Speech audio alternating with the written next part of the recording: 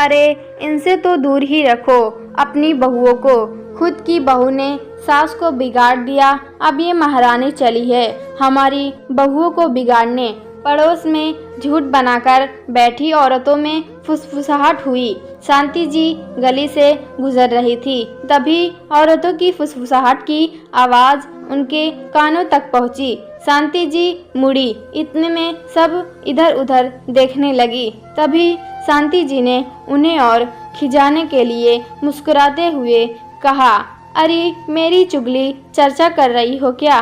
कर लो, दो चार पाप अगर किए भी होंगे तो वो भी कट जाएंगे मेरे। फिर शांति जी घर आ गई। आते ही बहू को आवाज़ लगाई, वनीता आ गई क्या कॉलेज से? वनीता अपने कमरे से नीचे उतर कर आई। जी माँ जी आ गई। चाय बना दूँ? शांति जी हाँ बना ले बेटा, फिर तरकारी लेने चलेंगे। सुबह तू लंच लेकर जाएगी, कोई सब्जी नहीं बची है फ्रिज में। वनीता ठीक है माँ जी। इतने में पड़ोस की चाची जी आ गई। शांति जी ने बहू को आवाज़ लगाई, बेटा चाची जी के लिए भी चाय बना देना। चाची जी झुक झुक कर देखने लगी, बहू दिख ही जाए। फिर बोली, बहू कर लेती है घर का काम। शांति जी को बिल्कुल पसंद नहीं थी कि कोई उनके घर की टोह लेने आए। इतने में झट से बोली, अरे कहाँ बच्ची है, बस पढ़ाई की थी, इतने में शादी हो गई, फिर यहाँ आते ही नौकरी लग गई। चाय तो मैं सुबह ही बनाकर रख देती हूँ, बस गरम करके ले आएगी। चाची जी हैरान हुई है। ना जीजी रहने दो, फिर कभी पीऊँगी आपके घर की चाय। चलती हूँ, बच्चों के पापा घर आ गए होंगे। शांति जी अरे रुको, काम तो बताती जाओ, क्यों आई थी? चाची जी नहीं भूल गई जीजी, बाद में आऊँगी। चाची जी तो जान बचाई तो लाखों पाएं जैसा सोचकर निकल गई जान छुड़ाकर। वनीता अरे चाची जी कहाँ गई? शांति जी हंसते हुए, अरे कुछ नहीं, बस मसाला मांगने आई थी, नहीं मिला तो चली गई। वनीता मसाला? अरे दे देते माँ जी, उन्हें खाना बनाना होगा, तभी तो मांगने आई होंगी। शांति जी हंस पड़ी। फिर वनीता समझ गई, अच्छा चुगली चर्चा वाला मसाला। जब से वनीता की नौकरी लगी थी, गली पड़ोस की सब औरतों को उसका यूजीन्स टॉप पहनकर बाहर जाना बड़ा अखर रहा था।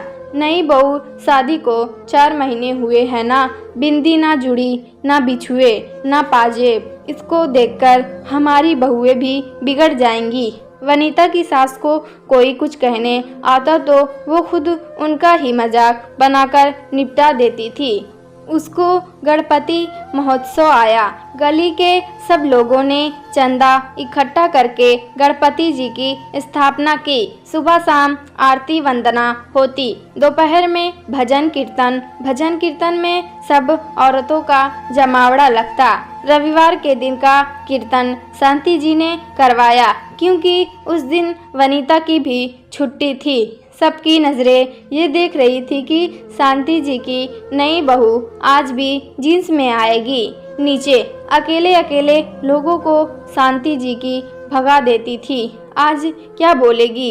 इतने में शांति जी और उनकी बहू दोनों सूट पहनकर नीचे आए और चाय देने लगे सबको, तो सबके मुंह खुले रह गए। औरतों में खूब फुसफुसाहट हुई तो बहू ने सास भी बिगाड़ दी।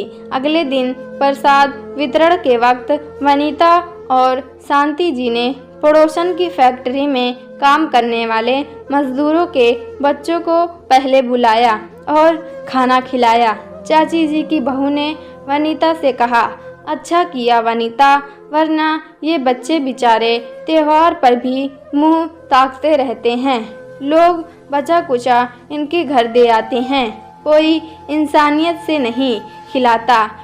वनीता मेरी सासू माँ ऐसी नहीं है। इतने में चाची जी ने अपनी बहू की तरफ आंखें निकालते हुए बहू को वनीता से दूर खड़े होने का इशारा किया।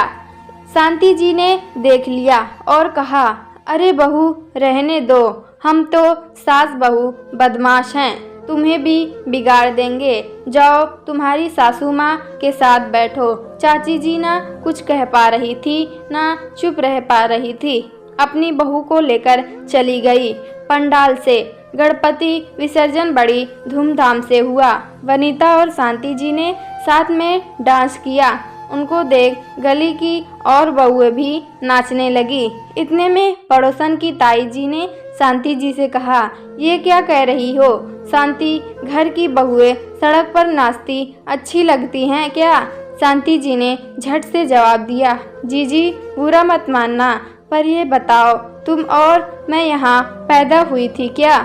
हम भी बहुएं हैं। क्या हुआ, हमारी बहुओं ने भी तो अपने मन की कर ली तो। ताई जी तुम ठीक नहीं कर रही हो, तुम अपनी बहू को बिगाड़ो, हमारी बहुओं को बख्श दो।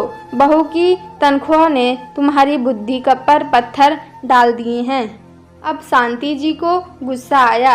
उन्होंने झट से बोला, अगर मैं अपनी बहू को कैद करके रखूं तब भी तुम जैसी घर तुड़वाने वाली बहू की प्यारी बनकर हमारे घर क्लेश करवा देती। अब तुमसे बर्दाश्त नहीं हो रहा, जाओ ले जाओ अपनी बहुओं को। ताई जी लाज शर्म तो है नहीं, सास नंबरी बहू 10 नंबरी। शांति जी हाँ हूँ मैं नंबरी, तुम्हारी तरह भेड़ बकरियों की जिंदगी नहीं जीती, ना अपनी बहू को जीने दूंगी। हम किसी गिनती में तो आते हैं, तुम अपनी फिक्र करो। शांति जी की बेबकी हजरी जवाबी ने फिर से सबके मुंह बंद कर दिए। दोनों सास बहू को देखकर बाकी बहुओं ने भी कुछ पल के लिए अपनी भेड़ बकरी वाली जिंदगी को भुलाकर खूब डांस किया। ये कहानी किसी गांव की नहीं, देश की राजधानी दिल्ली की है। उन इलाकों की जहां आज भी शहरों के दिल में गांव बसे हैं। उनकी पुरानी रूढ़िवादिता को तोड़ने के शुरुआत उनसे में से कुछ औरतें कर रही हैं, करती रहेंगी। सास बहू का रिश्ता सिर्फ और सिर्फ आपसी समझ के कारण ही खराब होती है और आपसी समझ के कारण ही अच्छी। सास ही बहू को रिवाज विरासत के रूप में देती है। जो रिवाज किसी को आगे बढ़ने से रोक दे, उन रिवाजों को बदलना ही सही होगा। ये काम एक सास करेगी तो बाकी लोग भी सीखेंगे, एक बहू करेगी तो सकता है उसे दबा दिया जाए। दोस्तों, अगर आप हमारे चैनल पर नए हैं तो लाइक करें, सब्सक्राइब करें।